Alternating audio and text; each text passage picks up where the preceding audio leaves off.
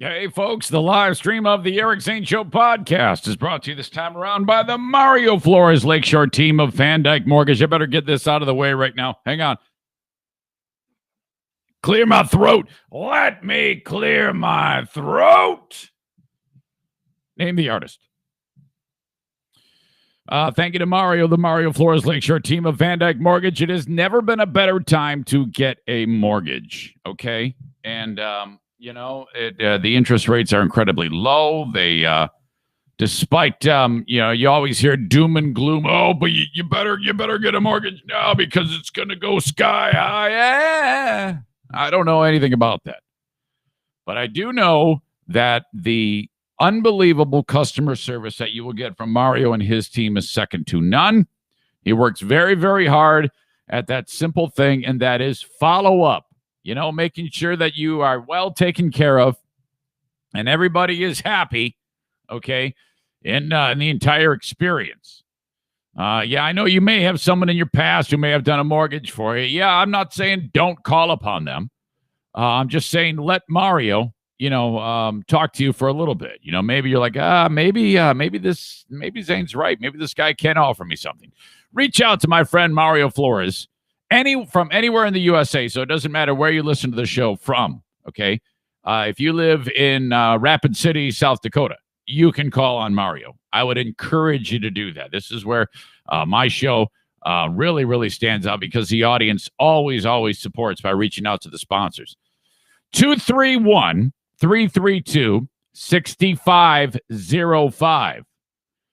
No matter where you are, call upon the Mario Flores Lakeshore team of Van Dyke Mortgage.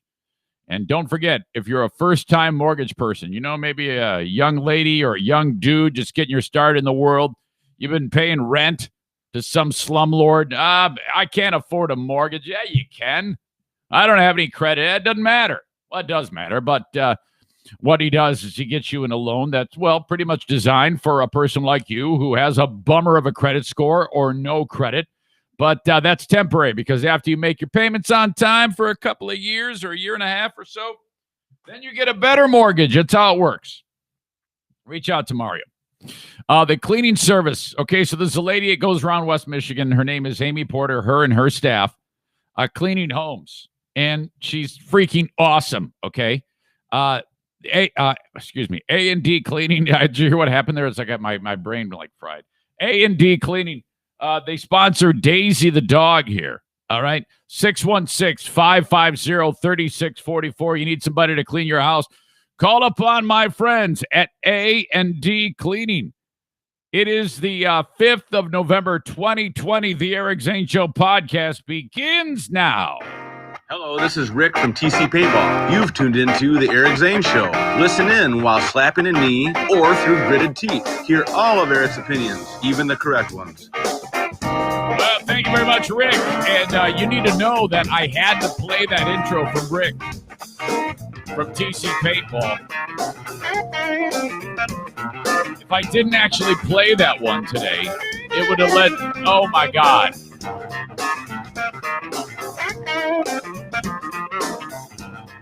It would have been all sorts of drama.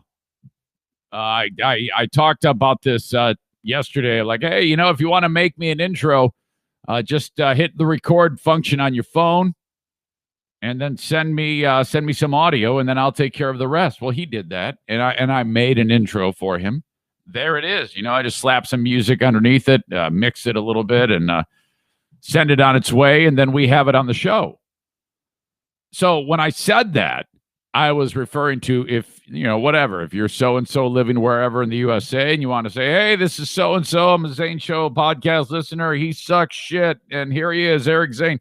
You do that and send it to me, eric@ericzaneshow.com.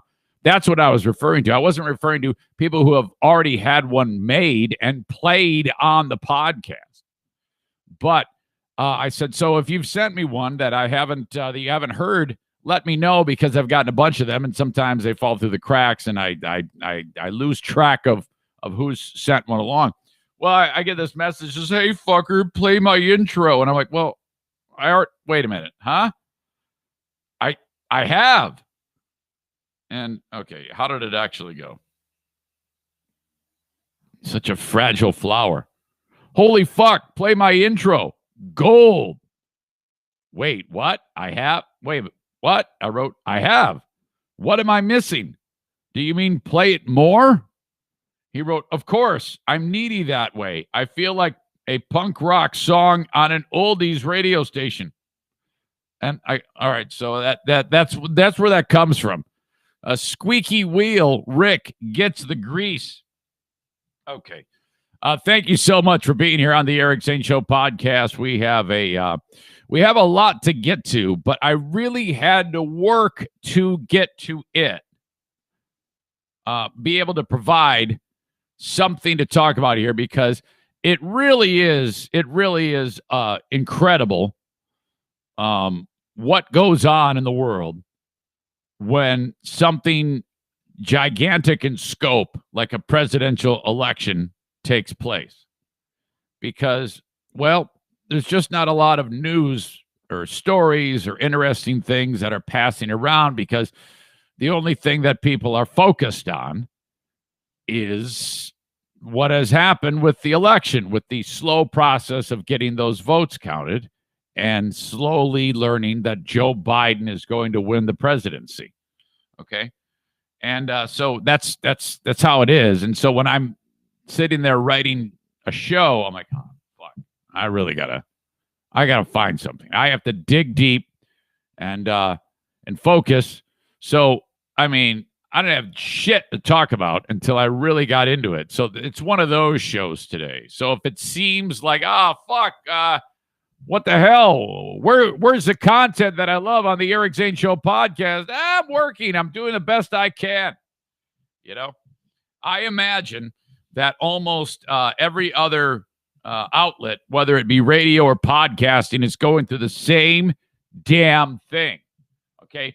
But the difference is I actually do like talking about the election. I do like talking about the nonsense and all the butthurt that is happening as we speak.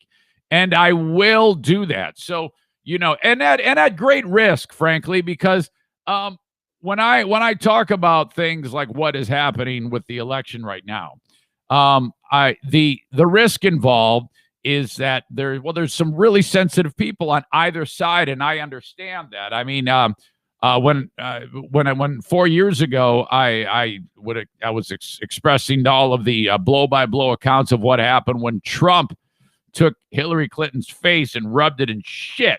I mean, that was unbelievable, and I don't shy away from anything when it comes to subjects to talk about. I will never ever do that, and so for me to deliberately say, oh, well, I'm just not going to talk about politics. Well, it's not really, well, yes, it's political because it's an election, but I'm not going to sit there and say, well, I don't have an opinion. Fuck yes, I got an opinion. I've got the biggest opinion, the boldest opinion, always have. So, you know, if Eric ever doesn't talk about something, you know there's something really, really wrong with the world, okay? The only way I wouldn't if there was a red stater or a blue stater on the other side of the door holding a hand grenade saying, if you talk about it, I'm going to pull this pin and throw it in the room. So fuck that. I absolutely will talk about it, and we'll get to that momentarily. There is all sorts of bullshit happening right now. First of all, though, can you be racist from a dream? I mean, if you did something racist in a dream, does that make you a racist? Okay. It's similar to like if you do something gay in a dream, are you gay? Okay. Because I think you are a little gay, so maybe you are a little racist. I mean, I think I actually am slightly gay because I have had dreams where some hunky dude was plowing me. And then I wake up like, what the fuck was that? What, why am I having that dream? I've never even slept with a man. I've never even kissed a man. Why is he jamming? Why is that big dude just ramming me? That big black guy that was in that meme sitting there, that porn star who's dead. Why is that guy having sex with me in this dream? Holy shit, that's weird. I guess I'm a little gay. So can you be a little racist from a dream? By the way, this is not me. This is not me. I'm not sure if the case can be made from that, But I'll tell you about something that happened that raised some eyebrows in the Eric Zane Show podcast household. I have that for you. I cannot even volunteer, apparently, at a radio station. Okay? Now, I might be putting the cart before the horse, but I have a feeling that my star has fallen so far, and I am so far gone that I think I might be in a spot where I can't even give it away for free. Oh, fuck. So embarrassing, huh? The Lions, your beloved Detroit Lions, which I'm going to make a fan out of you people one day. There's only a small amount of people who really give a shit. They suddenly have no shot at winning this Sunday. Now, I haven't said that even once this year about any of their games. I went into every one of them. Hey, they got a shot at winning this one. And son of a bitch, they've managed to win 3 games this year out of 7. They're 3-4, which is just 1 win shy of what I predicted they would win this year. So they're having an amazing season. This is the greatest year I've ever experienced as a Detroit Lions fan. The success is off the charts based on my own. See, this is what you do. You lower your expectations on everything, okay? You go in, like, for example, when you hit, oh, I see Eric Zane is podcasting today, click. You have to go into this as you start to watch it or listen to it, that this is going to be the shittiest thing I'm going to hear all day. And if you have that mindset, and then I actually do make you smile or go, oh, fuck, oh, that's pretty cool. Or, my God, I can't believe he said that. I can't believe Zane just admitted to being gay on the podcast. Well, then you're like, hey, that was pretty good because your expectation is so low. That's what you have to do. Okay. Podcasting with, speaking of gay, podcasting with Ben tonight. My old partner from the radio days, Ben will be right here in the studio with me. We'll talk about that. I've got celestial excitement today, and this is some in-depth celestial excitement. I'm really going to have to explain to you what's going on for this to be interesting, okay? This isn't like, oh, my God, there's an asteroid that's flying by, and you can see it. This is some intricate celestial excitement. So to Michael Ball at MB Distributing, he's going to be really, really stoked about it because Mike Ball, who sponsors my Instagram Instant Trivia that we had last night, he also sponsors Eric Zane Show podcast, Celestial Excitement. So thank you to Mike for making this possible. If it wasn't for him and his Little Debbie snack cakes, we would not have this amazing bit of knowledge that I'm going to drop on you. And the celestial excitement kind of goes into my final thing I'm going to talk about, and that is another amazing show of love and support from my Zaniac friends / family members. And I want to start to use that term regularly. I want to dump term listeners. I think that that's not warm and fuzzy enough for the Eric Zane Show podcast. The term friends / family members, because my God, what a wonderful bunch of people and humanity you are. Holy crap. I don't know if you saw a little bit of the video clips that I posted of my podcast or when I was a guest on the Full Exposure podcast with Brian Kelly, but the video excerpts that he posted, man, it looks like I've got the worst case of scoliosis ever. Oh, and then as I say that, I feel the urge to sit up straight. When I'm sitting there doing that show with him, on the video segments, you can see the way I'm seated from the side. And I swear to God, my posture, it doesn't even look like a normal spine. It is so ridiculously twisted and stupid. It just seems that it almost looks like it's photoshopped and fake. I had a chance to listen to a little bit of it. I had forgotten what we talked about on a lot of that podcast, but I really want you to check it out. All right? All right. Thanks again for being part of this show. So much to get to. All of that coming up. So let's start with the subject that everybody is focused on right now, and that is this election. Okay, so let me see. I'm kind of going over the things I need to talk about. What is the latest? What's happening? Thoughts in place? Okay. I don't remember when Clinton lost this much red tape happening and butthurt. She kind of just went away with her tail between her legs, unless I'm forgetting something. And I very well may be. Okay? But,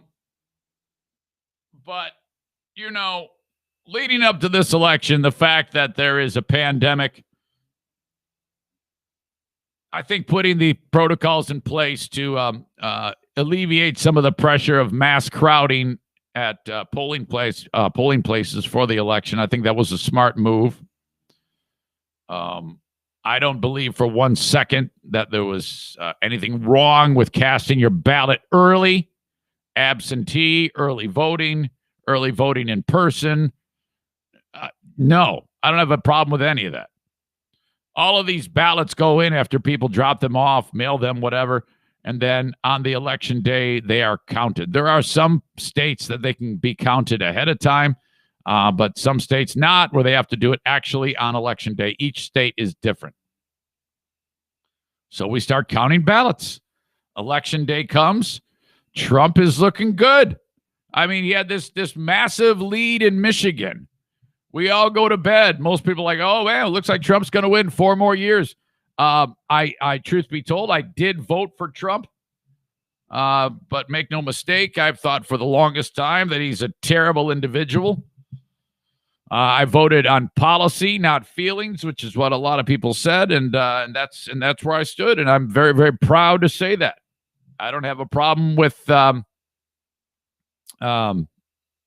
type of mindset. That's what I believe, and so that's what I did. It became obvious as the day progressed yesterday. Was that yesterday? Was it? Yeah, wait a minute. Yesterday was Wednesday. So, yeah, that would be it's all run together right now. When we were actually on the show, clicking on the individual states, in particular, Michigan, Wisconsin, that Biden was making up ground rather quickly. And as they counted a lot of these votes that were mailed in, it appeared that the majority of Trump voters voted day of. So as time passed, Biden making up ground quickly, just reeling them in. He's like, oh, God, I got you now. Excuse me. So then you start hearing noise. Now, we didn't hear any noise when Trump was winning 14 hours earlier. There wasn't anything. But as the day progresses yesterday and people start realizing that, oh, shit, this is going down. Now, all of a sudden, there is concern. And in particular, the claim was being made that in some of these places where votes are being counted, this one location in Detroit, Michigan, that there was some type of shenanigans going on.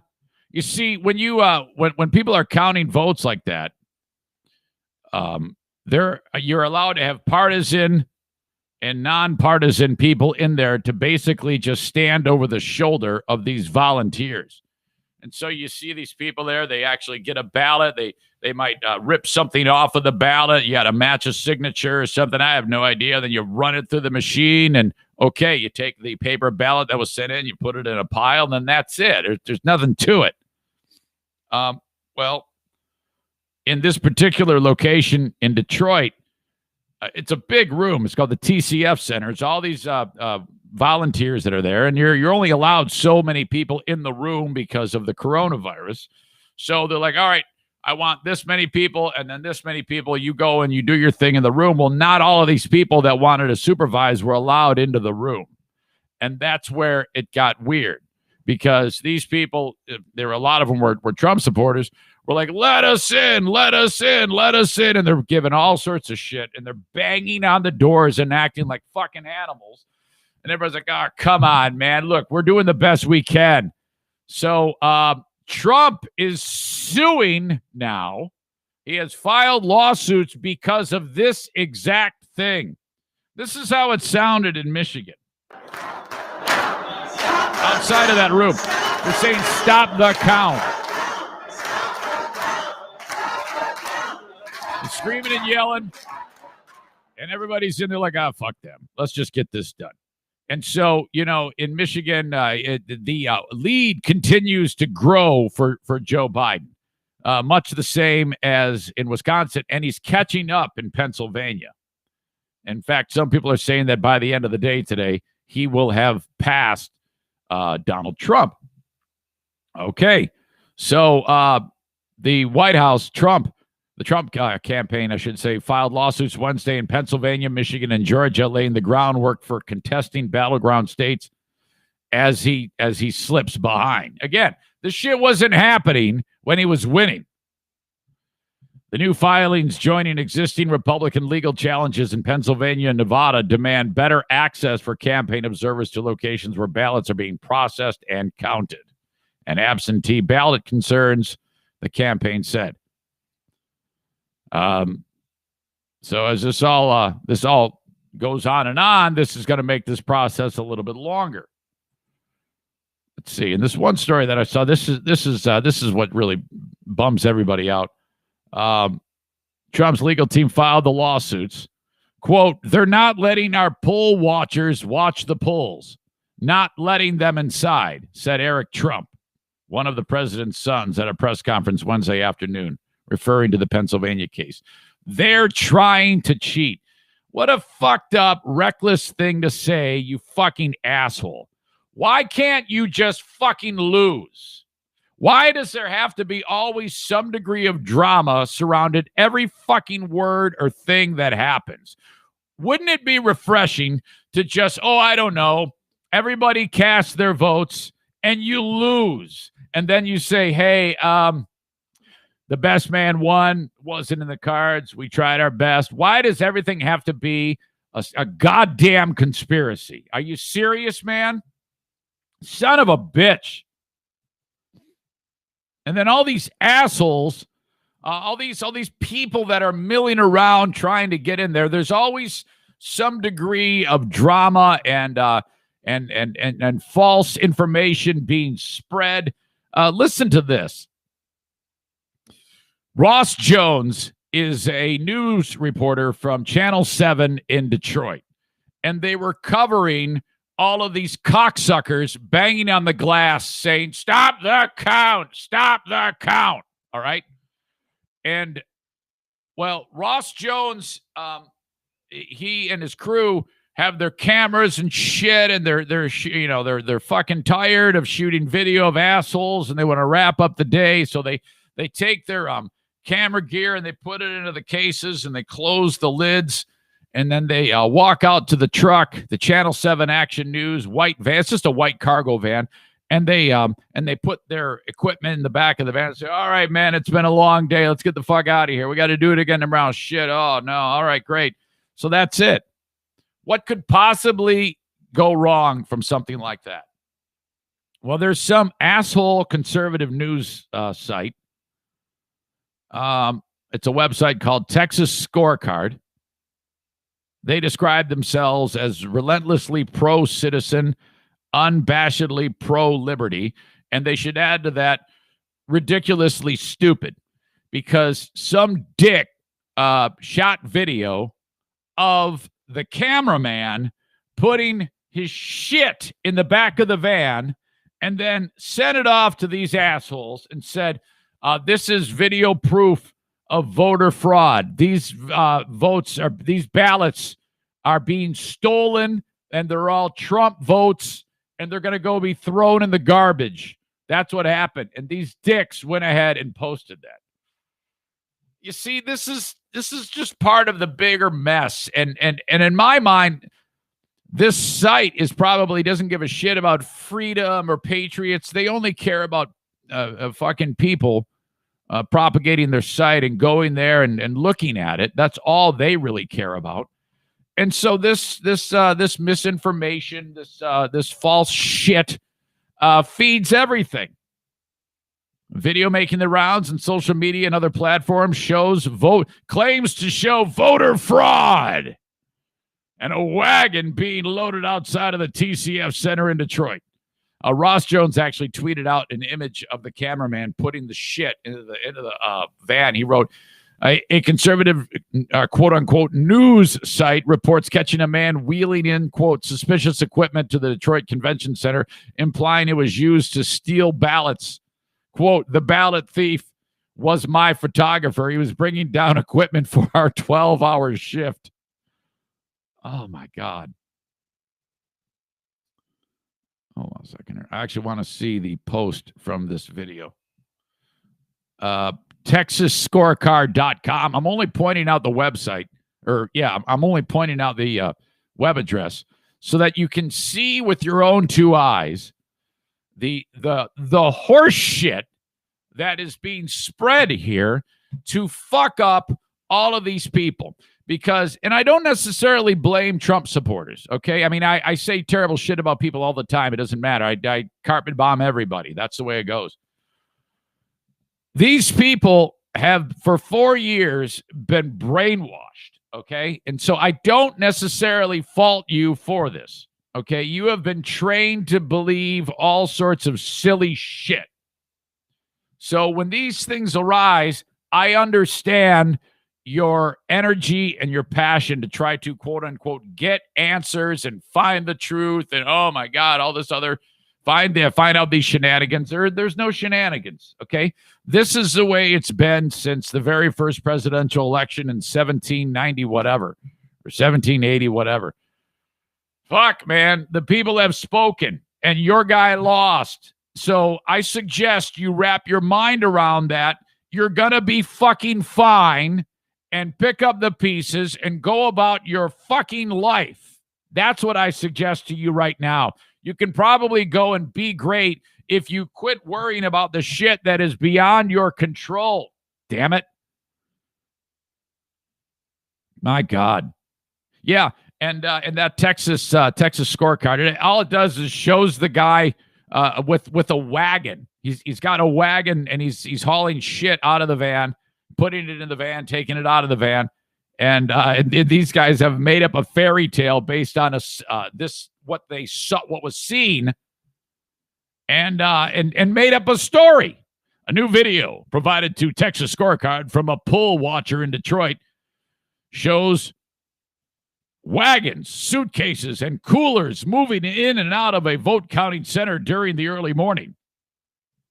In a video taken by Kelly Sorrell, a Texas lawyer and member of Lawyers for Trump, a white van is seen parked in front of the location at 2:40 a.m.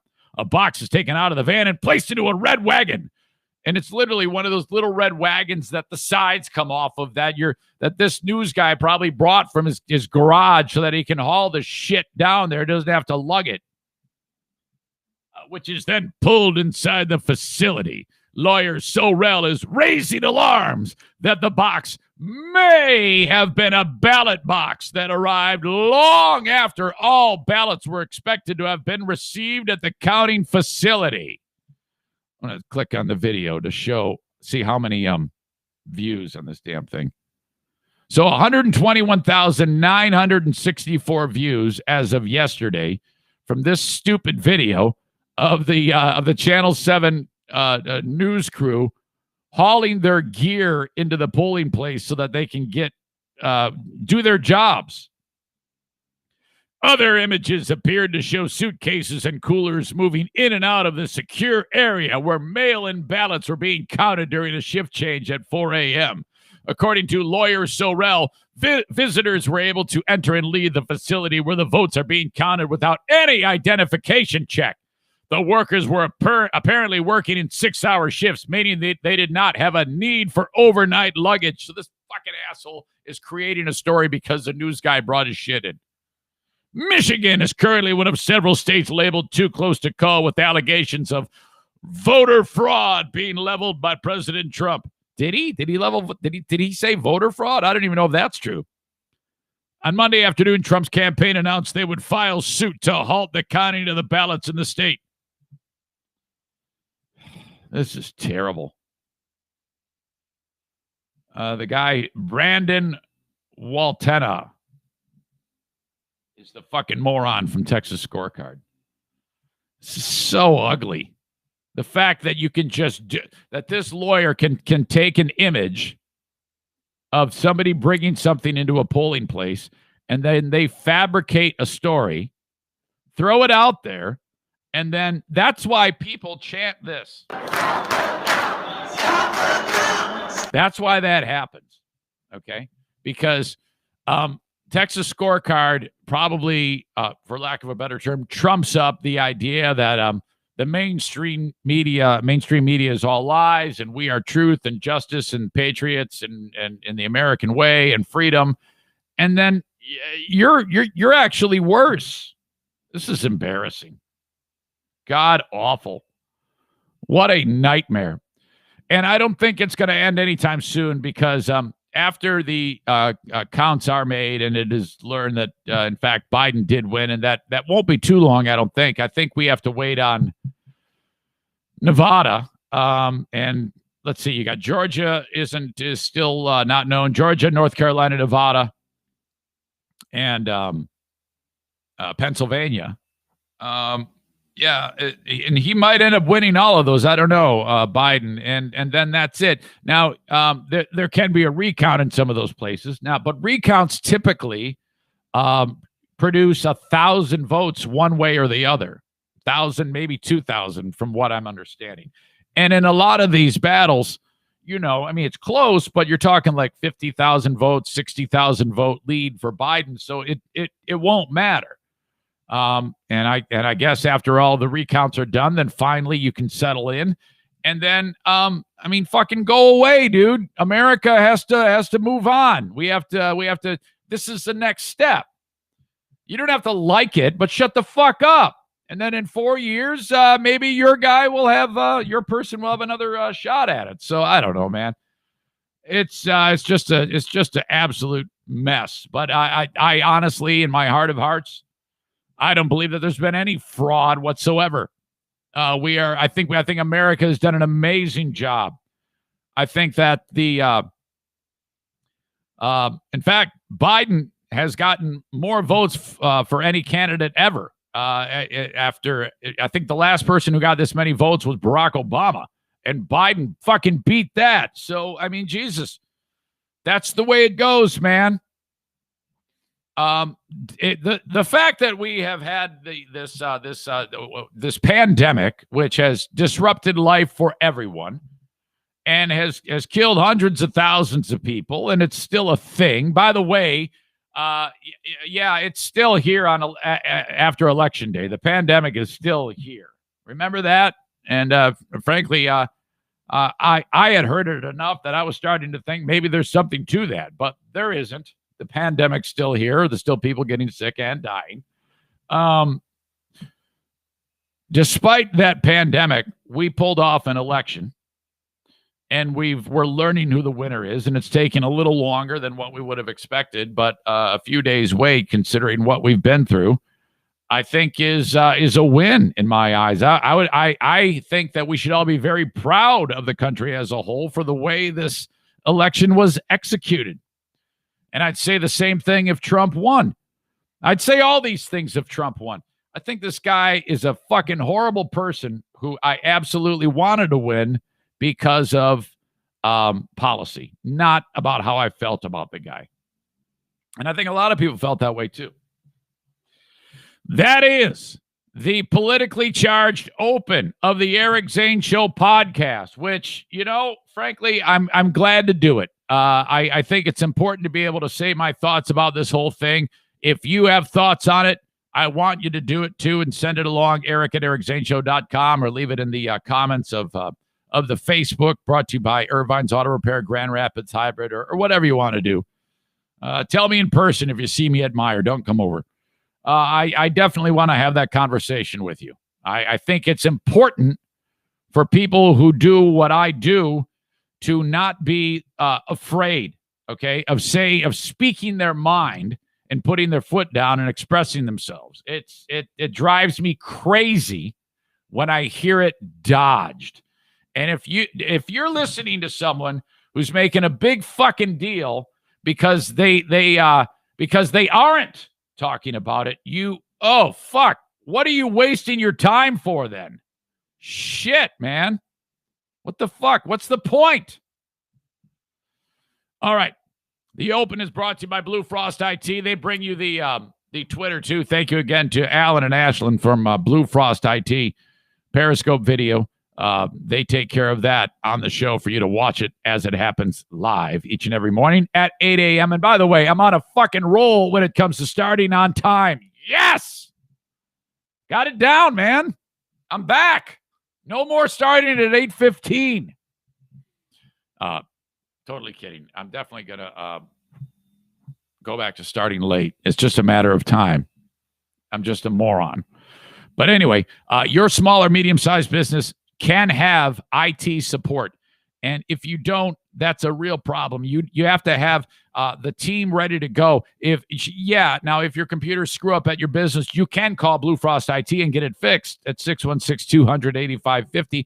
But it's much better to have them already in the fold, everything taken care of, all the T's crossed, the I's dotted, and then monthly, they're checking on your systems, your network, your computers, making sure you don't have anything that you don't want on your computer.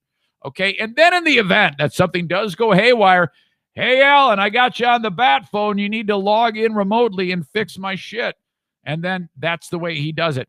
Or boots on the ground, quickly comes over to your location, all masked up, okay, and takes care of your setup for you wherever you are in West Michigan. 616-200-8550, bluefrostit.com. Again, the health department, those guys have been grinding over there, the Kent County Health Department. By the way, side note, Biden won Kent County by 20,000 votes. Remember we talked about that? According to Politico, Kent County, Michigan is the 15th most important county in the United States when it comes to the election. There's 3,125 counties, I believe, pretty close to that, in the United States. Kent County, the 15th most important county. And it was very important for Donald Trump to make that county red, and he failed. 20,000 to the tune of 20,000 votes. My God, that's a lot. Biden came on strong and takes the county. County turns blue. One more thing. Peter Meyer wins a seat in the in Congress. He was in this studio when he started his campaign, and he ends up getting Justin Amash's seat, who he gave it up when he went independent. And so Peter Meyer, who sat right over there, he ends up winning. Congrats to him. Hope he does a good job. That's about all I know about the guy. And he's got red hair. He drives an old orange car. Same color as his hair. Okay. Anyway, I'm completely digressing. The Kent County Health Department reminds you that there are 4 COVID testing stations in and around the area. You can reach out to them. Look at their website, accesskent.com/health, for any information about any of these things. That would be COVID, the WIC program, which if you're down on your luck, you need to bang on their door. You got to keep the kids fed. There's help there. You pay into this system your entire life. Swallow your pride and get that taken care of. You get a debit card. You get your important foods right off the shelf at Meijer. Swipey. Somebody pays the tab for that because we want you to be able to feed your kids. That's how it works. Go to the Kent County Health Department website, accesskent.com/health, for all of that information. Okay, so when the election went down, I remember going to bed Tuesday night, and I even mentioned this yesterday. I actually had a dream, and Trump was in the dream, and the votes were being counted, and it was I was really anxious because I just wanted to see who won. Now, I'm not one of these people that ever would say that any political election, any election would ever really change the way I do business. Okay. I take care of me, you take care of you, And we try not to get too worked up when things like this, the election, happen, because what the fuck? That's what voting does. It takes care of that. You shouldn't worry about it. So I don't know why I was having any amount of stress about who won or lost the election. But I don't know. Maybe it's that whole cliffhanger thing. Like the second to last episode of Breaking Bad. I'm like, oh, my God, you can't end it there. No way. It was all jacked up. I went to bed. I was like, oh, shit. And twice I woke up and looked at my phone to look to see if I could see a result. And nothing. Not even close to having a result. And then I remember distinctly having a dream about Trump and voting. What the fuck? And then go back 4 years, and I didn't wake up once during that election because I was so convinced Hillary Clinton won. So then I wake up and I get a text message from Jacqueline, and it says, "How is Donald Trump the president?" I was like, "Oh my God, he won! Holy shit!" That was incredible. So I'm having this wild ass dream about Trump.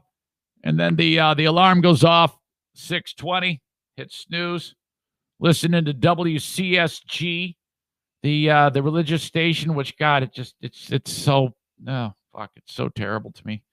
I just get so bored. Sorry. Then at 6:30 after the snooze cycle, all right, get up, shut off CSG, whoever those people are that are on there telling me nice things about the world and playing sweet music. I shouldn't have a problem with them, right? And then Diana says, "My God, the dream I had." And I go, "Oh, yeah, I had a terrible dream about Trump." She goes, "No, this is much worse." I go, "What is it?" Now, I didn't even think about talking about this yesterday. But yesterday in the evening, Diana says, "Can you believe that dream that I had?" Because she told me right when I woke up on Wednesday morning. And I just forgotten about it. I go, "Yeah." I go, "Wait a minute. I think I remember you telling me about it. What was it?" And then she reminded me. I go, "Holy shit, I got to talk about this on the podcast." Wednesday morning, she says, "I had a dream we got a dog." And I go, "Well, that makes sense. We have 4. What the hell? Why not?" She says, "We got a black lab." And I go, "Oh, okay. Well, I love those." She goes, "And you won't believe this. I named the dog Slave." What? I go, huh? She goes, "Yeah, I actually, in the dream, I named the dog Slave." And I go, "Well, you're a fucking racist. What the fuck is wrong with you? How? Huh?" And I think that if I have a dream that I am having sex with a dude one night, and I have a dream the next night that I have a black dog that I named it Slave, and I tell those two dreams to a group of people, I would say the percentage of people that says that I'm a racist will be higher than the percentage of people that will say that I'm actually gay. Okay? Because I think 100% of the room on the Eric Zane Show podcast polling will say I'm a racist, while only 90% of the room will say that I'm actually gay. Oh, my God. And I said to her, I go, "Well, all right, that's a hell of," she couldn't believe it. I go, "That was a hell of a reveal. I'll be talking about that." She goes, "No, don't." I go, No. We're definitely talking about this. You can't. I go. She goes, "What the hell? What the hell is wrong with me?" I go, "I don't know." I go, That's very interesting to me. When people when things happen to them on a subconscious level, does that apply, and can that be used against you in a social setting, court of law, cancellation? Can you imagine if in this stupid world that we live in now, if Diana gets canceled because she had a dream that she got a fucking dog, a black dog, and named it Slave? Holy fuck. Oh, God. I sure hope not. That would probably be just a gigantic shitstorm. Like, oh, my God, this guy got canceled because his wife had a dream and told him, and then he told the story. Well, to be honest with you, I did condemn her in about it. I go, she goes, wait a minute, you can't condemn me. It was a dream. I go, I know, but still, I'm going to. So my God, I sure hope that doesn't mean even less listeners. Holy crap! So there you go. That is the story about can you or can you not be named a racist if you have a dream. You know what? I think I kind of want to bring in some correspondence on this. Spur it on somebody right now. Hey Siri, call Stu McAllister on speaker. Calling Stu McAllister. Mobile on speaker. All right. This ought to be good. I think there is did I talk with you about Stu's job prospect? Apparently there's something new going on.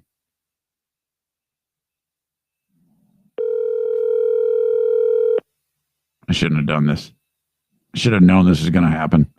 I think I remember him telling me, "Hey, I'm probably not going to be available because I'll be sleeping in these days for a period of time." Hey, this is Stu McAllister. Leave your name and number, and I'll call you back unless I don't call you back. So then you should probably call me back a second time, and then I'll call you back. And it'll just be a crazy game of phone tag, but whatever. Leave your name and number, Stu McAllister. Woo!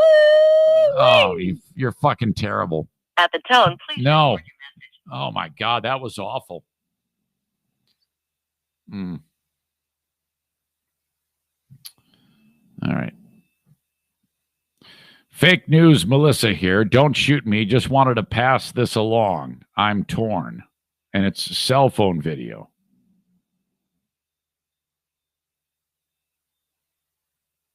I don't know what it is. What the hell?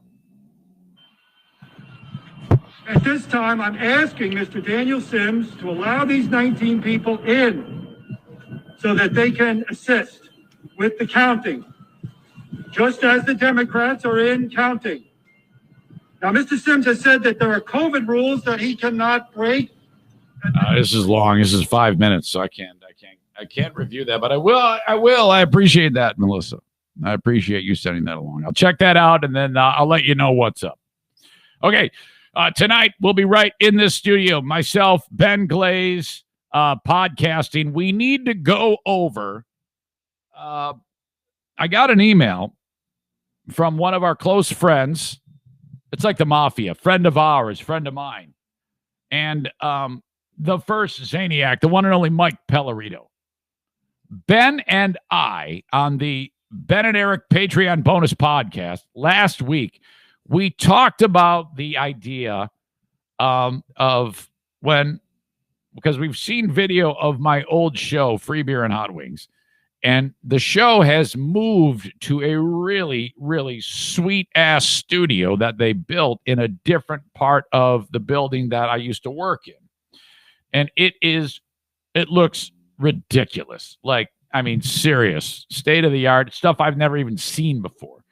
And it's all just shit that makes me go, oh, my God, look at this. This is so awesome. I'm so jealous and happy. This is great. But behind them, they've got these enormous windows, okay, that look out over an area of Grand Rapids that is like a parking structure. And the first time I saw it, I had the notion in my head that, man, this is back when I was having like a personal war with them, that, oh, my God, I could get behind them and not me, or have someone get behind them with signs that would be, I could use this to my advantage or for evil. And I had this discussion with Ben. He goes, I thought the same thing, son of a bitch. So while having that discussion, it was just a silly discussion, and no one's going to do that.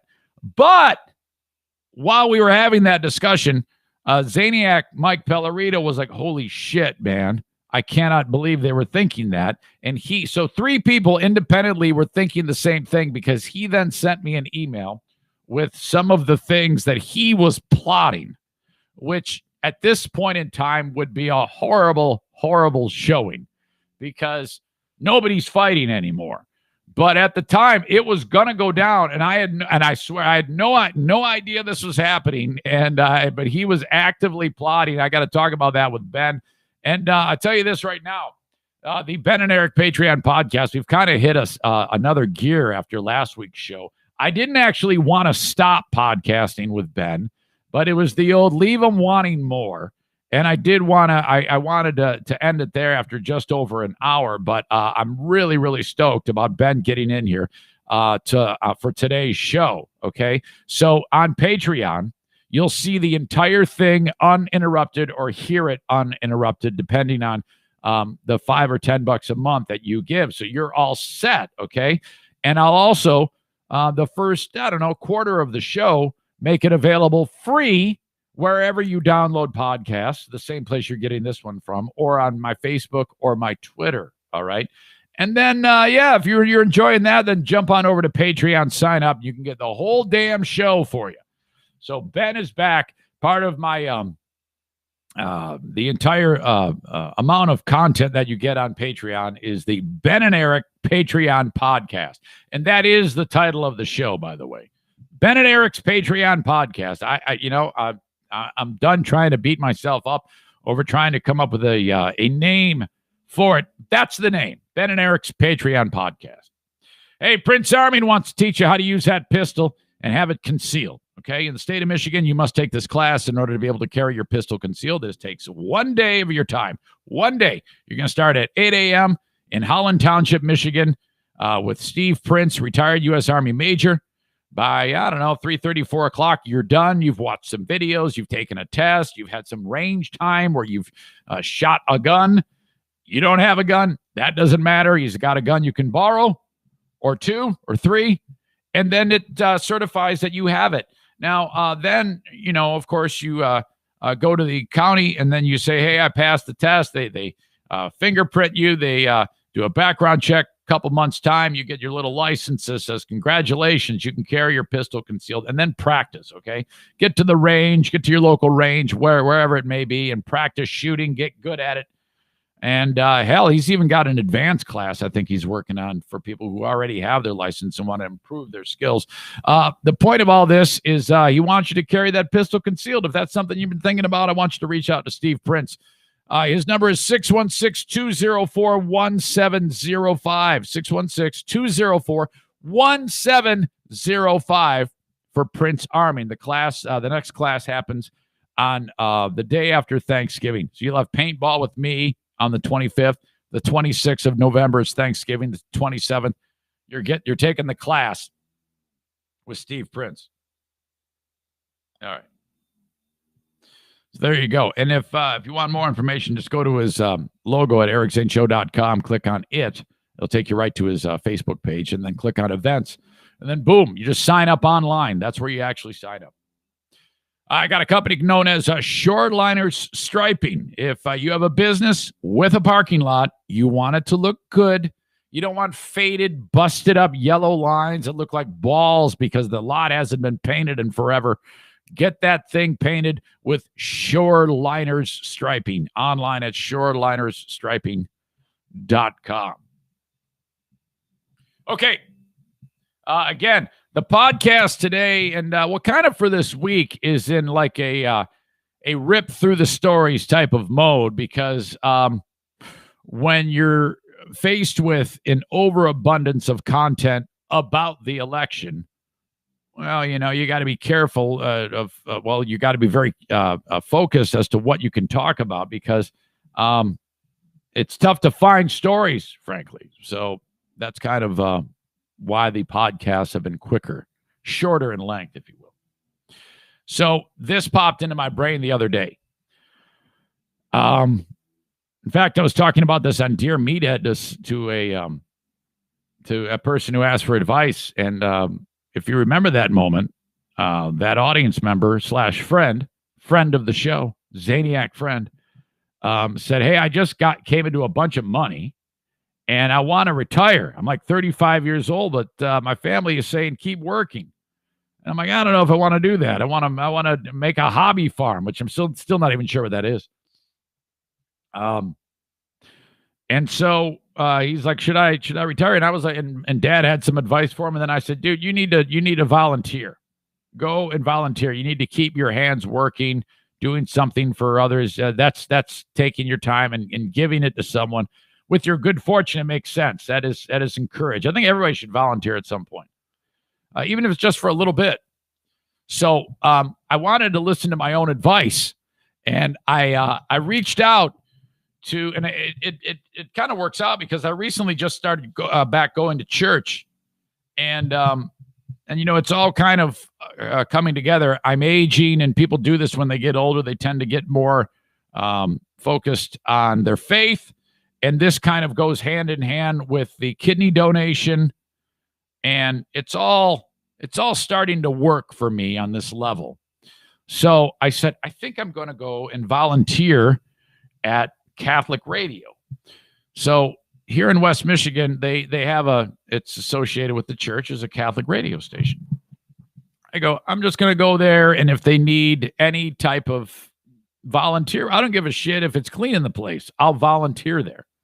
But the idea was, let me go ahead and volunteer my services. I've been doing radio since I was 15 years old. There's something I could do to help, right? I mean, that's the idea.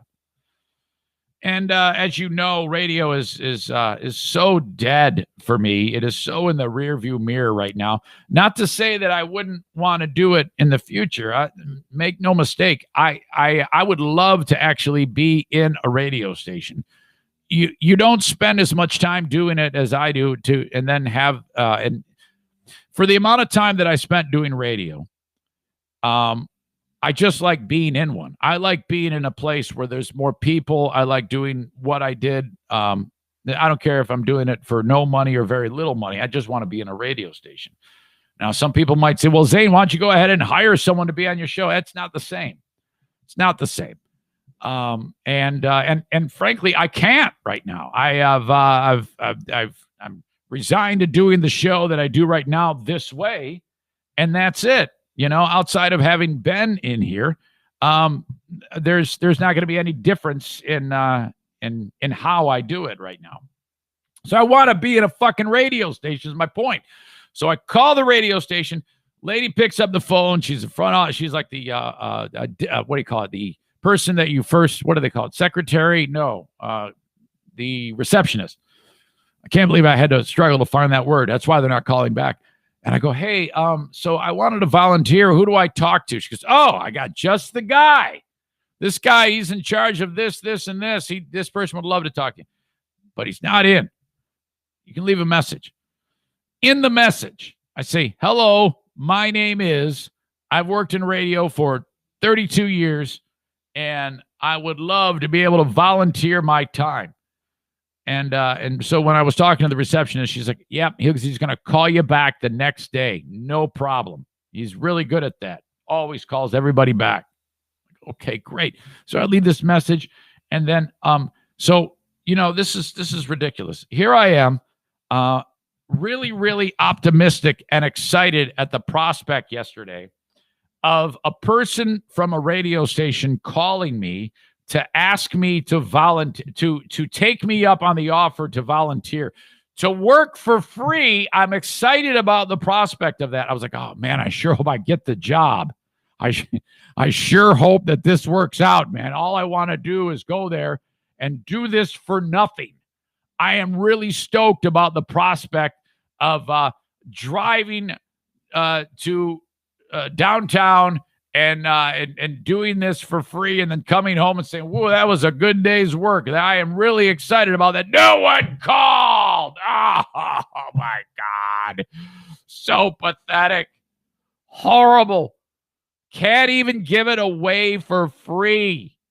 Oh my God. Can we have, why do I set myself up for this type of humiliation? Why do I even try at this point? Oh my God.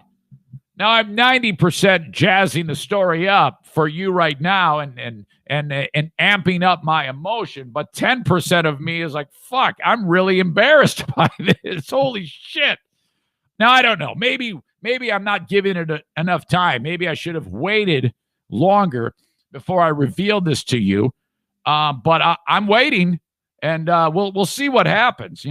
There's also the possibility that being that I do what I do on the podcast, and talking poo-poo caca and swearing all the time and acting like an asshole, perhaps that might, if he's aware of that, he probably isn't, he probably even know who the fuck I am, who this guy is. Know who I am. So, but my God, if that happens, Jesus, I can't. I have friends in the industry who are like, hey, we can't hire you. There's a million and one excuses as to why, and then there's the idea that, oh God, you everywhere you go, the place ends up in flames. Nonstop list of reasons why not. Shit. Son of a bitch. How sad is that? Okay. Matt Stafford of your Detroit Lions. It seems like the league really wants him to be like sick with COVID. This isn't the first time this has happened. And it's starting to get off the rails if one thing happens. Stafford's badass wife starts to, okay, Matt Stafford's got his hands full because, usually only so much happens.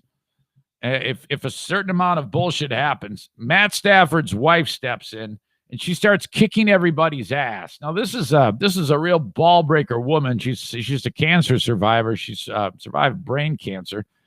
So, she kicks cancer's ass, and now she kicks everybody else's ass when things get off the rails. Earlier in the year, Matt Stafford apparently, they said tested positive for COVID. And then, like, holy shit, what's going on? And then all of a sudden you hear from Matt Stafford's wife saying, yeah, that's bullshit. He doesn't have COVID. It was a false positive, and the whole thing's a nightmare, and people ought to be ashamed of themselves. And Matt Stafford's wife, I think she even called into like a sports talk radio station one time or something like that, or did something in response to criticism of the guy. Fuck, if she starts responding, it's usually going to get ugly. So you don't want that. So when the news hit that Matt Stafford is put on the reserve COVID-19 list, you're thinking, oh, fuck, this is bad. Because the Lions, they're not that great at all. And you have this quarterback is the best player on their team. You lose him, they're immediately one of the shittiest teams in the history of the league. If you don't have Matt Stafford, your team sucks shit. I mean, they're already a little shitty. Without Matt Stafford, they're the shittiest. But the wife says he's negative. Okay, so when you see that he's put on the reserve COVID-19 list, what the fuck? Does he have COVID? It was the second straight day that the Lions gave Matt Stafford the designation. The reserve COVID-19 list was created for players who either test positive or have been in close contact with an infected person. The Lions announced Stafford's status on Wednesday after finishing practice. Earlier in the day, Coach Matt Patricia said there was no requirement to shut down the team's training facility. Some NFL teams have closed their training centers after players and staff members tested positive.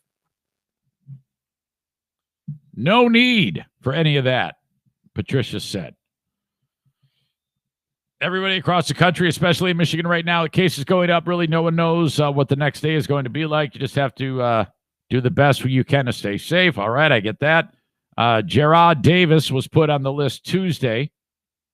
So I don't really know what the fuck is going on. But the wife came out and said, she had plenty to say on her Instagram page in August after the false positive test, lashing out at the league for publicly putting her husband on the list. Turns out he was negative. Boy, that really bums me out when I hear about positive test and then negative test right after. It's like, fuck, can we just get it right? I mean, because that just bums me out with, all right, yeah, you don't have it, go home. And then you actually do have it and get a bunch of people sick, or the opposite happens. Detroit plays at Minnesota Sunday. Minnesota stinks. Okay. They're 2-5. The Lions are 3-4. But if the Lions don't have Matt Stafford, they're the worst team in football. The backups to Matt Stafford, 34-year-old Chase Daniel He's terrible. He's 34 years old and has only started 5 games in his NFL career. My God, what a drop-off in talent. And then they got David Blau. I remember him. He started 5 games last year. Kind of a spark plug for the offense, but he stinks too. Shit, man. So there you go. The Lions might not have their best player. Son of a bitch. And if you're Matt Patricia, you're like, fuck, we can't have that. Folks, I've got some celestial excitement to get to, and then I have to wrap the show up with the gift from the Zaniacs. My God, you guys are the best. But first, A&E Heating and Cooling. I love you. 616-516-8579. Get that furnace checked up, man. It's starting to get cold, okay? Now, here in Michigan, we've got like 70-degree days, little Native American summer. Want to be politically correct. You can't say Indian summer. Whoops, I said it. A&E Heating and Cooling. When it gets cold, if you turn that thing on and you don't have it tuned up, you could have a problem. Once a year, you need your furnace checked on. 616-516-8579. It's going to set you back $79. And if you need a new install, okay, you need to call upon A&E Heating and Cooling. Utilizing the Comfort Maker brand of furnaces and air conditioners, I'm telling you, the best. You'll save money with A&E Heating and Cooling. And if you install a brand new high-efficiency furnace, the gas company, DTE, will give you $450 in a rebate from that. So that's going to save you even more money. And frankly, the cost of Joe doing it is going to be cheaper than everybody else because, as usual, I'm telling you to get 3 estimates. Make sure Joe is the third. And if his estimate does not beat any of the other 2, tell him, and he'll beat it. Okay, so you're going to get the best. You're going to support the show. You're going to support a local businessman, and off you go. Okay, awesome. Car dealer on the show is Sarah Honda. Thanks to them, man. They are awesome. Sarah Honda, Granville on Kennewa, right by 44th Street, next to the Cracker Barrel. You can't miss them. Sarah Honda, Granville, the #1 volume Honda dealer in the state of Michigan.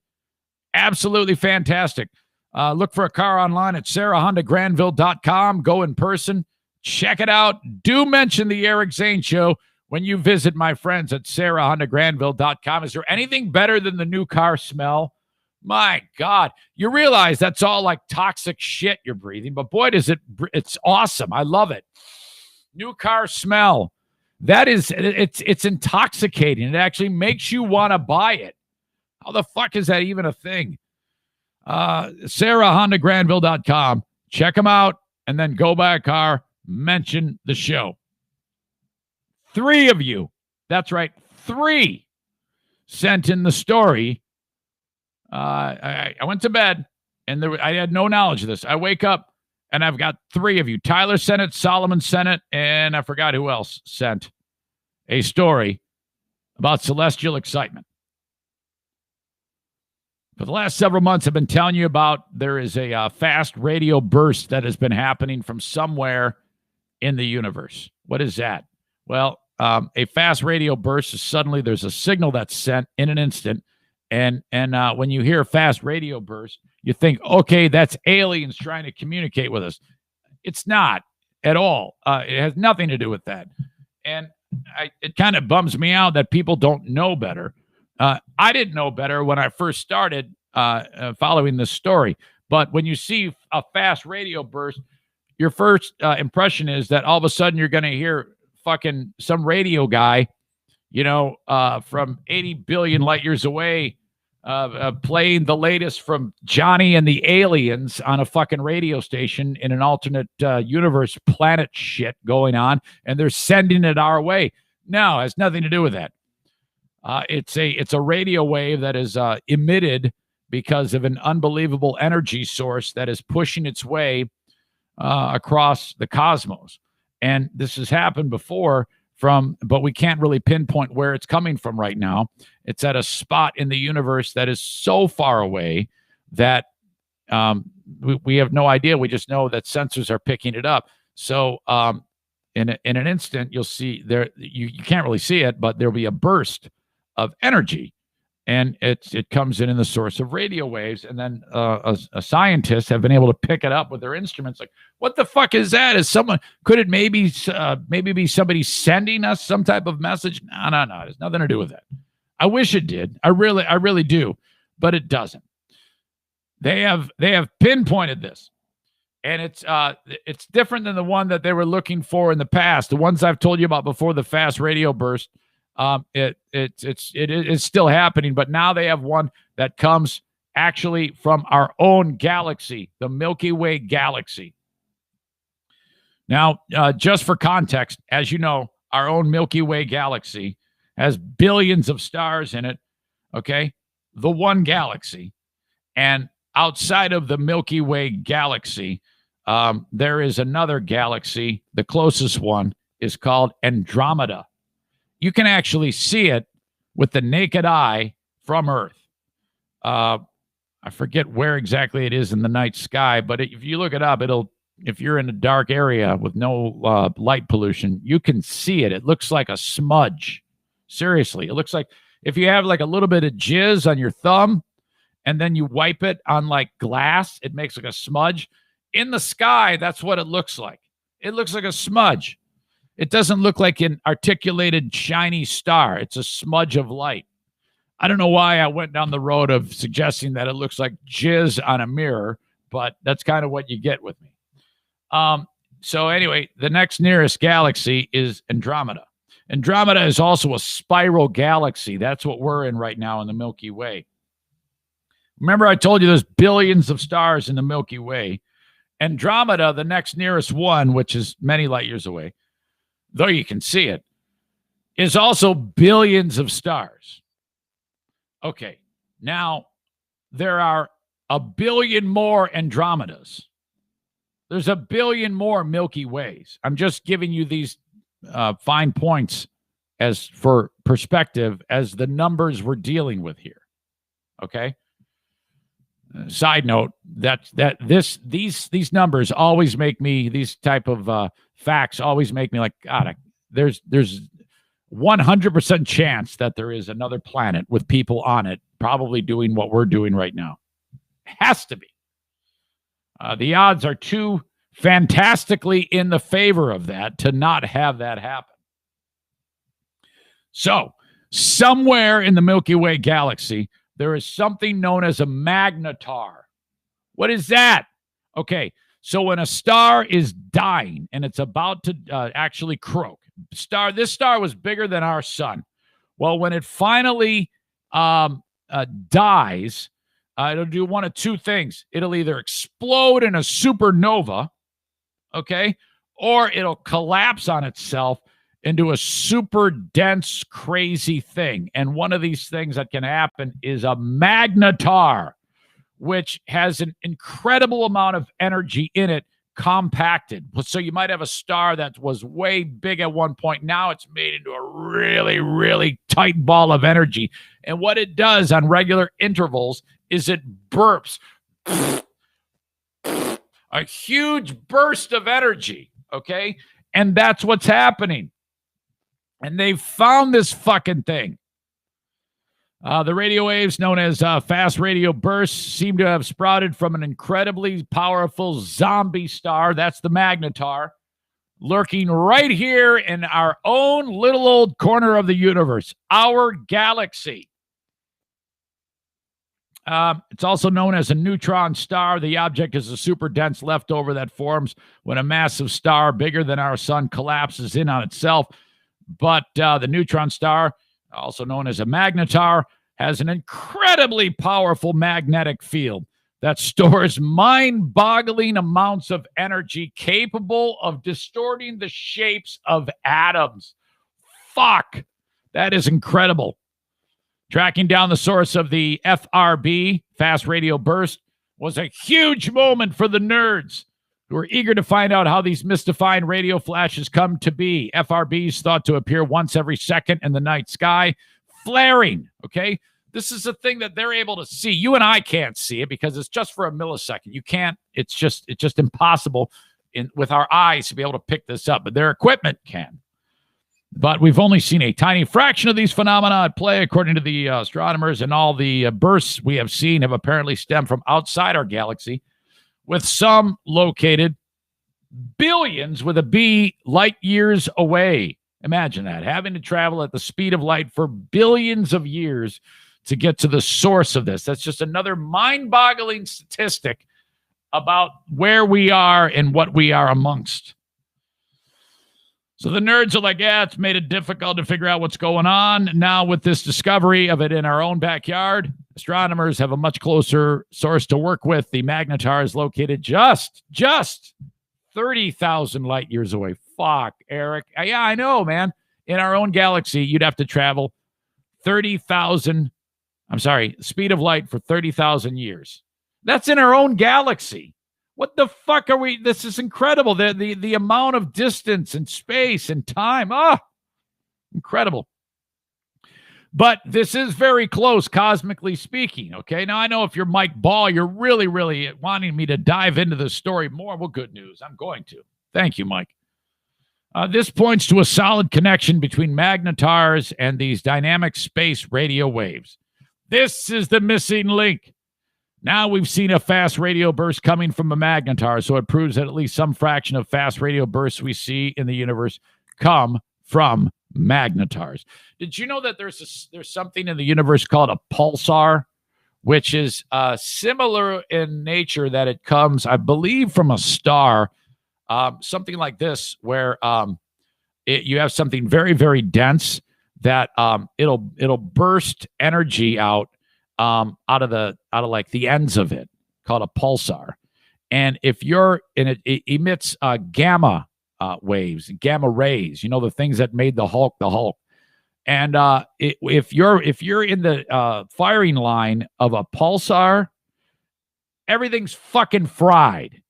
So you could have something happening way far away, and then a pulsar burps out a blast of energy, and your planet, our planet, Earth, is in the way. Fuck, man. That's just another way that we can all die. I'm probably only getting about 10% of that right, but I saw it on How the Universe Was Made, and it stuck with me. Okay, celestial excitement. Thank you, Michael Ball. Okay, now the last thing I want to talk about combines celestial excitement. It combines that with the passing of my mother and the love that the audience has as friends and family members. It's really incredible. I keep, at the strangest times, I start to weep. I cried twice yesterday. I cried when I heard the intro of Brian Kelly's podcast when he talked about my mother on the Full Exposure podcast. And I cried when this happened. And I'm going to get to it in a second. It's right there. I'm looking at it. And I'm going to show you next.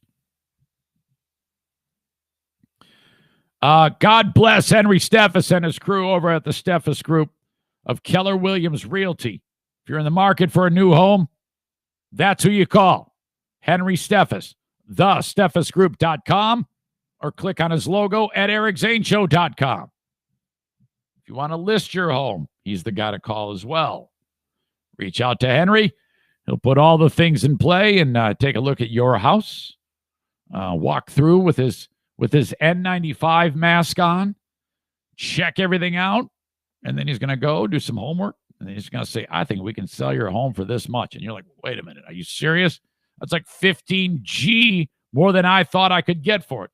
And he's like, well, yeah, I know, but I'm an expert. I know what's up, and I think I can sell your home for this much. Holy shit. All right, where do I sign? thesteffesgroup.com. Call upon Henry today. He's a wonderful, wonderful human being. Great staff, great family. Thank you, Henry Steffes. Okay. And last but not least in the podcast, get in shape at F45 Training in Byron Center, Michigan. F45training.com/Byron Center is their website. And when you go there, that's the letter F and then the number 4, the number 5, training.com/Byron Center. Right on that page, it says start free trial or something like that. You just click on it, fill out a form, and then you show up for a week, okay, for free, as much as you want, okay? And they work all day long. New workout starting all day long. You work out on the weekend. It's group training with a personal touch, and you're going to love it. What an amazing staff. You know, they wanted to get the ball rolling in February. That's when I met with them. And that was right about pandemic time when things were like, oh, fuck, I think this is going to shut us down. Yeah, we'll be shut down for a week. No big deal. And then, oh, my God, we don't know shit. But they ended up getting it open. Thanks to them. They are, or I should say credit to them. Half off, I should say half full capacity. And always constantly cleaning the place. So you're in good shape. Stu tried calling me back. I got to run a couple things up Stu's flagpole. Or this is going to be another failure.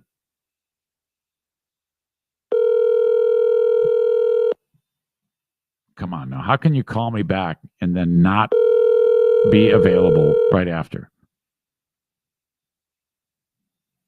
Oh, for God's sake. Real low point. Come on. Hey, this is... Oh, my God. What the fuck was his...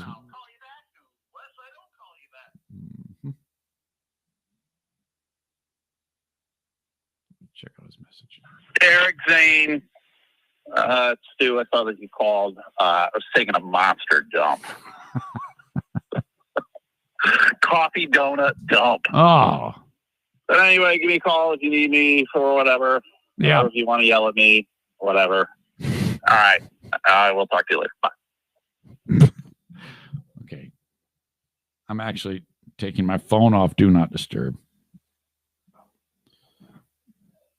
Okay, hang on.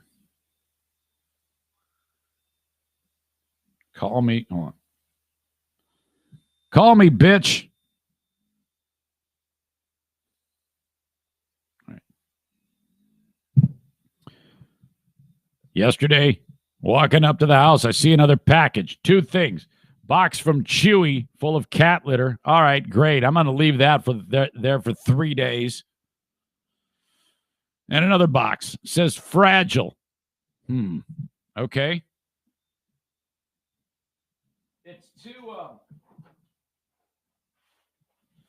It's two boxes that look like this, okay? It looks like there's some type of something framed in there. Right away, I'm holding it. I'm like, I think I can figure that out. Now I'm just going to unbox this for you and talk about it at the same time. It takes a little bit of work to get it done, though.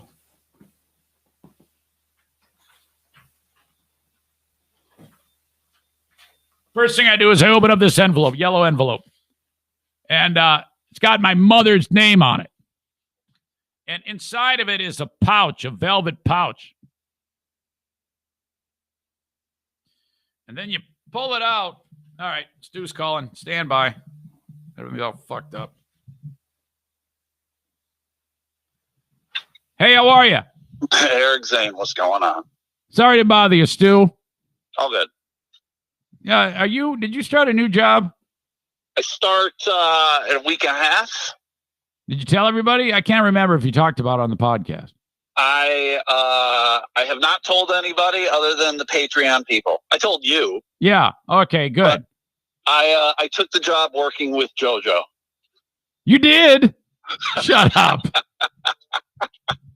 Actually, I got hired by Drew McCarthy to work at his weed warehouse. He has a weed warehouse? Come on. Yeah, he's a general manager at one of these pot stores. Oh my God, I didn't realize that it was that exciting of a business venture. I thought it was. I didn't even know what field that Drew was going into. Drew, of course, on 96.1 for years, part of the Big Drew and Jim radio show. He got out of radio. Yeah, he was like, I'm getting married. I got a kid. I need something a little more stable, a little more regular. And so, yeah, he took a job. He's going to be a general manager at a weed store. I think it's called Gage. Okay. So is it like a recreational pot store? Yeah. Go in there and do some tokes and jokes. Fucking license to print money, man. Seriously. I tried to tell my boss we should put Dippin' Dot freezers in weed stores. Oh, it's stupid not to. It's absolutely stupid not to. I mean, because it makes perfect sense. You know, people, I don't even know. I mean, because you absolutely get cravings and the munchies after you smoke. And now at a pot store, can you light up right in there? I don't think you can. It's like you can't go into a liquor store and crack open your Budweiser. So same kind of thing. Yeah, okay, that makes sense. Yeah, you got to go. So, yeah. No, I'm not working there, though, either. So, all right. People will find out soon enough because I'll just start talking about it. You know about how I hate people or whatever. So, you know, it's really screwed up. When I worked with Drew at iHeart, when I was like a board op and he was doing his show, I thought to myself, boy, this guy's career is really popping. I mean, he does a afternoon drive sports talk show, and it's syndicated. It's carried in Metro Detroit on a radio station. I thought, oh, this is really great. He must be getting some serious coin. But little did I know, they were bending him over for that gig. Oh, were they? Yeah, and then the station in Detroit went belly up. So, yeah. You know, it's really a shame. It's a shame that radio can't take care of talent in that way. They're so fucking broke. I mean, we were, when I was on Freeburg and Hot Wings, we were outliers. That was a rarity to have that type of, because we made fucking mega money, and then they still do, but even that might implode one day because of just the lay of the land. The only thing they have going for them is the fact that they can be that Town Square can save money by just putting them on another station in another town and giving them like $100 a month. What do you think was the spark with you guys? I've always been curious as to like what makes that like particular show successful. Like, why is Ryan Seacrest the guy? Why are Free Beer and Hot Wings the team? Like, I don't get it. Well, the way I looked at our show was it was an acquired taste. And seriously, and I think that they would agree, if you put it on, it might not start off right away, but if people hang with it and they figure out who's who and what's what, it becomes like, part of their life. And then that's how we would always build allegiance. That was never more exemplified than the story out of Green Bay, Wisconsin, where the radio station there put us on as like kind of like a placeholder. And they hardly pay you any damn money to put a station on, like legit. There was some stations that we would put on would have no cost. We would get no money. We would only get advertising revenue. And so that station paid a little bit, but not a lot. And then they left it alone for 2 years and didn't even pay attention to it. And then all of a sudden, the audience finally caught up, and then it was well populated, and a lot of people listened. So I think that if you take a show like that and put it anywhere and just leave it alone, it'll eventually catch on. And when you have a track record of doing that, people read about it and they hear about it. So it's kind of like it has a reputation, I guess. Sure. Loyalty. I've always been a big fan of loyalty. So that's good. That's good. But that's really a bummer that he's not on there anymore, because and I think that they'll be fine, because Jim Costa is really good too. So I think that he'll play well with anybody. There's no question. I'm relatively friends with Drew, and I have his phone number, whatever. So I texted him and I told him I'm probably not going to listen though, because I listen to the show because of him. Well, yeah, it happens. It's a sports talk show. I like sports and all, but I'm not an X's and O kind of guy. And Drew is the guy who didn't necessarily want to talk about X's and O's. All right. They talk about pop culture stuff. And that's what I was. Super knowledgeable, super nice dude. I could care less about the X's and O's. Right. They would need to find someone who's kind of similar to Drew. If they don't, then it's not going to interest me anymore. So if only there was a guy in town who, loved to talk about everything other than sports and was a free agent and has had his nose rubbed in shit repeatedly so that he's hungry and would work for next to nothing. If only there was a son of a bitch who was like that. But he's probably a cocksucker and everybody hates his guts. So fuck him. Are you talking about Ben Glaze? Oh, did you see Ben's jokes the last couple of days? Just the one that he tagged us in. Oh, fuck. Motherfucker.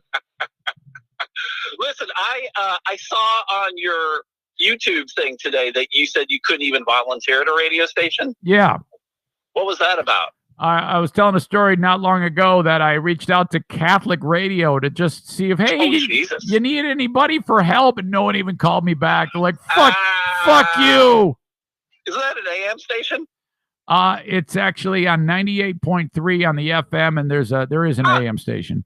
Weird. Yeah. What do they play or do? Is it all talk? It's all network programming, and basically just talking Catholic shit. Wow. That's immediately, I'm never listening to that station. No, of course not. You'd listen to it for comedy. Pretty much to make fun of this stuff. There you go. That's a bummer that you can't even volunteer. Maybe there's a radio station called like Jew FM that I could volunteer for. That Saul's on? Yeah. Hey, I'm a Catholic. I wanna volunteer your radio station on Jew FM. I mean, I gotta wear a fucking yarmulke when I walk in there and do hey, I'm here to help you. Although it's WJOO. Oh, God. Yes. Yes, it's fantastic. Yeah. So, couple things. The election, fucking crazy. Now here we have everybody's bitching and moaning and whining and Can you give me when you think we'll actually have this settled, a date, and then I'll decide, like over under. I was before the election started, I was predicting it would be till like the weekend, till it would be like Saturday. But now I'm thinking because, Trump's already talking about suing and recount and whatever else. And I don't know, man, it could be a good week or two, to be honest. You know what he's suing over, don't you? He's suing in some states to stop the vote, and then he's suing in other states to count the vote. So I don't even know what's going on anymore. The lawsuit states that he needs to have more watchdogs in the counting rooms, which they do, but they can only allow so many because of rules. And and so he thinks that they're cheating, that's cheating, that the workers are in there actually. Okay, so if Joe Schmo writes Donald Trump on a ballot or colors in Donald Trump, he's thinking that there's some fucking volunteer sitting there throwing the ballot away or lighting it on fire or wiping his asshole with it. And that's what's happening. You're like, shut the fuck up. My God. So is he saying Biden has more in there or something? No, he's saying that that his people aren't being allowed in, which first of all isn't true. And they are being allowed in, but there's only a certain amount of people that are allowed in from both sides. And that's it. So there's like 3 on a side or whatever. Yeah, so it's a frivolous lawsuit. I voted for the guy, but he's a fuck, and that's the end of it. I voted for that fuck. Oh, it's true. It's true. In fact, if I had to vote for him again, I'd vote for him again, but he's a fucking moron. Ah, man. I swear to God, Zane. It's absolutely. I voted on principle. I didn't vote on feelings. You got to do what you got to do, man. Yeah. I don't. It's one of those things of like when I saw Lindsey Graham got voted back in and Mitch McConnell got to vote back in. I don't like either of those fucking idiots, but I mean, it's the state of South Carolina, the state of Kentucky. They're going to vote whoever the fuck they want to vote for. People have spoken. Ultimately, it's all about the people. The people speak, and that's it. You fucking do what you do what we tell you to do, cocksucker, and get the fuck out of the White House. Jesus. Yes, I love it. So my wife woke me up the other day, and she says, "Hey, it was actually the day. Okay, the election happened. We go to bed. She wakes up in the morning. She goes, 'You won't believe this. Now tell me what you would think if you woke up And Jamie said this, honey, I had a dream last night that we got a dog. Yeah, it was a black lab. Okay. And then Jamie said, and in the dream, we named the dog Slave. Oh, gee, what? There's some therapy going on right there. That happened. Diana had a dream that she got a black lab and named it Slave. And I'm like, what the fuck is wrong with you? What a sick bitch you are. That's a very weird dream. My God, Stu. What did she say to you? Like, I need to be admitted to a mental hospital? Like, what did she say? Well, she couldn't believe it. And then I asked her, I go, so did you want to have sex with the dog? Well, that's the kind of dream that you keep to yourself. Exactly. You don't tell anyone ever. You don't need to tell everybody everything. So yeah. Yeah. So Stu, have you ever had a dream that you had sex with a man? No. I did. I had a dream. I think I'm a little gay. I was talking about this to start the show. I know Diana's a racist, but I mean, I don't have dreams about dogs named Slave, but I did have dream that there was some guy jamming me, and I think I might be. I might have some slight gayness to me. You were getting pegged. Huh? Oh yeah, big time, man. I was like, yeah. Power bottom. You do what you need to do, I guess, man. Oh, I don't God. think there is anything called a little gay. You're either gay or you're not gay. Okay, well then I'm not gay. I'm not gay. I just had a gay dream. That's what happened. Was this recent? No, but it's happened. All right, whatever, man. I'm not judging. No, I'm not either. I'm just, I'm saying I'm not gay. There's no question. I like vagina. I like chicks. I did have a gay dream, so that's really weird. Yeah, that is weird. Hey, wait! I heard you. I heard you're going to do a buddy of mine's podcast. Oh, that is the Another Episode podcast. Yeah, that's great, man. Yeah, how did you? I'm glad you mentioned that because it had slipped my mind. They reached out to me yesterday, and they do a podcast. And I think I'm getting this right. They have whoever is the guest, and they will watch a movie. Is that right? Yeah. And then they discuss it. You just you watch a movie. It's an old movie because it's movies that shape their childhood. Yeah. So you watch it, and then you get together, and then you talk about it. They play some clips, and they got a couple of games. It's fun, man. You'll enjoy it. Yeah, I'm actually looking forward to it. I love that concept. I wonder. I think I can mention the movie that they want me to watch. I'll sure. It's Tom Hanks movie. Yeah, it's Turner and Hooch is the film. Great movie. Great, man. I'm really happy about that. It's Thanksgiving. Thanksgiving, exactly right. And the recording is going to happen on the 17th of November. I'm not sure when the show debuts. Usually they record a week before they post it. They post every Wednesday. Yeah. Oh, that's fun. So they did Bachelor Party yesterday. Yeah, I love Bachelor Party. Did you love it?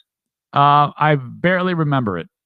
Oh, fuck. That's one of my favorites. They hated it. And so I think it's a generational thing. Are these are people like, are they millennials? They're a little older. I guess they would be old millennials, maybe. But they're like late 30s. Okay. All right. Yeah.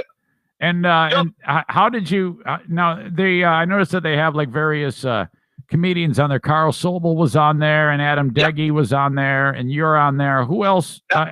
What is their background? Matt's a comedian, and he went to high school with Mandy, the co-host, and they're just big movie lovers. And gotcha. Matt on a joke, he started doing the podcast where they wanted to talk about the movie Groundhog, and then every week they just talked about Groundhog again as if they had never done it. So the concept was they were doing the movie concept as the podcast. Aha. And then it went about 4 episodes before they realized they were going to kill themselves if they kept doing that. So, yeah. Oh, fuck. Yeah. So, no, it's a great podcast. You're going to have a lot of fun with it, man. I'm excited, and thank you for mentioning me because that's, on a day where yesterday, this is what I had to deal with yesterday. My wife had a dream that she got a dog named Slave. Okay. All of the election nonsense. I was dissed from a Catholic radio station for working for free. The Catholics told me to fuck off, and then so the best news I got was having that dude reach out to me to be on the Another Episode podcast. That's great, man. It's good. You'll enjoy it. Trust me. Little victory, Stuart. It's all you need. Okay. Hey, you're a good man. Thanks for taking the call. For sure, brother. I'll talk to you later. Talk to you later. There you go. Stu McAllister from the LMNO podcast. LMNO podcast. You know, Stu's been podcasting for years now with no one listening. It's remarkable, the fortitude of that guy. You should check out his podcast. He does it with his significant other, Jamie. You can't say his wife because they're not married. He's one of these guys. He's a fucking hippie that, you know, I guess it's just like common law wife or something like that. I don't know. But Jamie's on there. I used to refer to her as Stu's mom. Nobody got the joke. It just seemed like a thing to say. I have no idea. Do you remember when Stu had that cocksucker on there that everybody hated? What was that asshole's name? Oh, God. Everybody hated that dude. He thought he was tough shit because he dogged me on one of his stupid shows. I can't stand that fucker. My God, glad he's gone. He's had two co-hosts outside of Jamie. The one guy was good. Grant, was that his name? And then Jason was the asshole. Everybody hated that fucker. Holy shit. Okay, where was I? I opened up this envelope just yesterday. And inside is a star, and it's from the International Star Registry. And on the back of it, it says Bernadine Ann Corbeil, which is my deceased mother's name. And on it, it says 8 hours, 46 minutes, 44 seconds, and then 21 degrees longitude, 42 degrees latitude, 2020. What is that? What does that all mean? Well, that is the exact location of the star that is now named on the International Star Registry as Bernadine Corbeil. You've heard about this thing advertised on the radio many times, the International Star Registry, and I've always thought it was very cool. In fact, I think Wally actually may have gotten my grandkids this. And what they do is they basically pick a star that you can see from Earth, and they attach a name to it. It could be somebody born or whatever you pay for. So a group of Zaniacs love Zaniacs: Jason M., Shelly K., Adam K., Melissa K., Kate K., and Kenny H. Thank you for this. I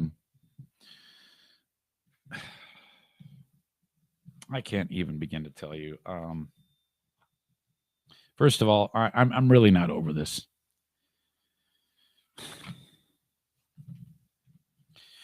I don't know if you ever will be. A person would be. But I do try to compartmentalize as much as I can the loss of mom. But whenever these amazing things happen, it's back all the time. And so thank you. And it's like, oh God, he's getting sad again. No, it's not. It's not. It's just I get more emotional at the outpouring for what you friends and family all do for us. Wind chimes, flowers, thoughts, phone calls, prayers, understanding me when I get upset at things that I shouldn't be upset about, like when I yell at Kenny and overreact and things like that. As you all know, I'm the most emotional person in the world. So that's that. So and there's included a photograph of when you look actually up at the sky, and in the constellation Cancer, and you probably can't see it, but there's a circle on my mother's star. And that is in this print right here. And then this nice frame thing from the International Star Registry that says,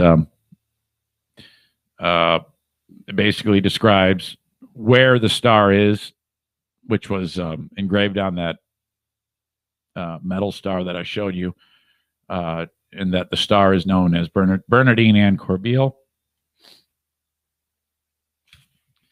Permanently on the Star Registry, so that's really, really nice. There's more to this.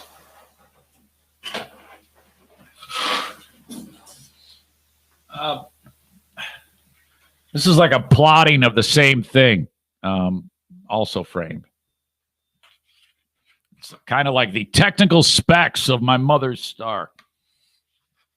But where this is also where the rubber kind of meets the road on all of this. And this is just great. Thank you so much. I have so many things that are reminders of my mother, and I don't ever want to forget that. So when I hear wind chimes, I think of my mother. And when I see these things, I think of my mother. So thank you. With those coordinates, I also made it a point to locate my telescope.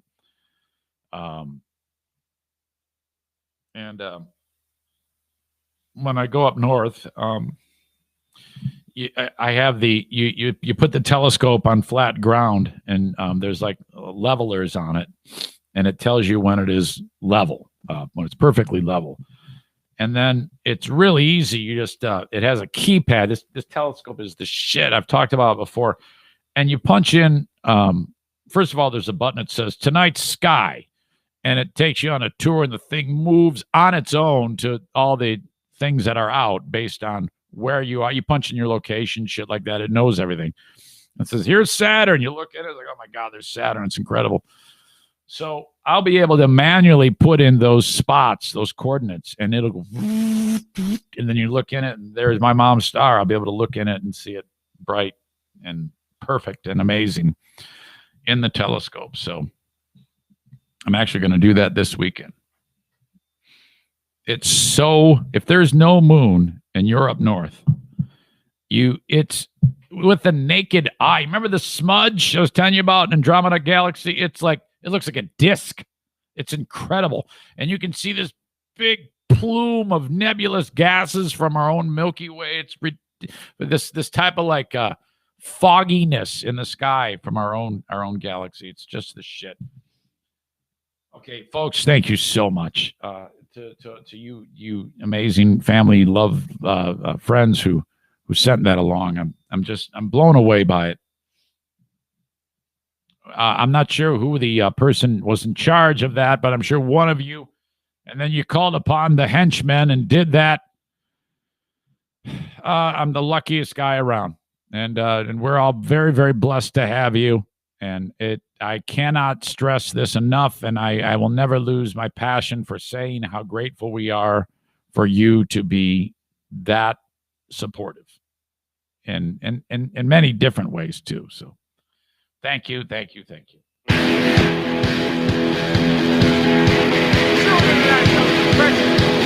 gonna do it. I'll be back on the Patreon. I'm doing the Patreon a little earlier. So be on the lookout for that. Whether you catch it live on the live stream or listen to it later on. Thanks again, folks. Have a great one. Bye-bye.